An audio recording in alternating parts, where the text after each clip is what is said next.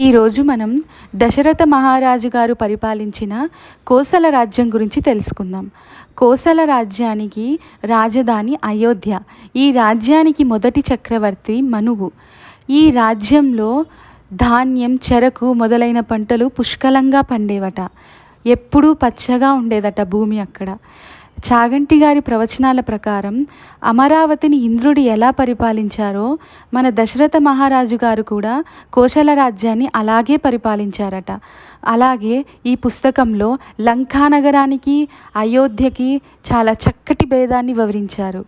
లంకా నగరాన్ని వర్ణించేటప్పుడు అక్కడ భవనాలకి బంగారు తాపడాలున్నాయి, వెండి తాపడాలున్నాయి, రత్నాల తాపడాలున్నాయి అలా అని వివరించేవారట.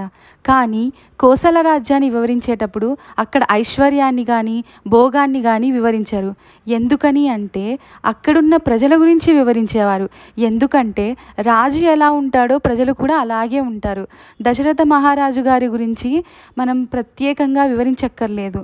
ఆయన ఎలా ఉంటారో ప్రజలు కూడా అలాగే ఉంటారని వాల్మీకి మహర్షి చాలా చక్కగా వర్ణించారు. అక్కడి ప్రజలు ధర్మం తెలిసిన వారై, ఎప్పుడూ సత్యాన్ని పలికేవారై ఉంటారట.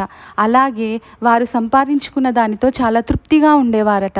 ప్రక్క వాళ్లకు సంపాదన ఎక్కువగా ఉందని చెప్పి కుళ్ళు కుతంత్రాలు ఉండేవి కాదట. అలాగే ప్రజలందరూ ఒక కుటుంబంలా కలిసి ఉండేవారట. అలాగే దశరథ మహారాజు గారు కోసల రాజ్యాన్ని దాదాపు 60,000 సంవత్సరాలు పరిపాలించారట.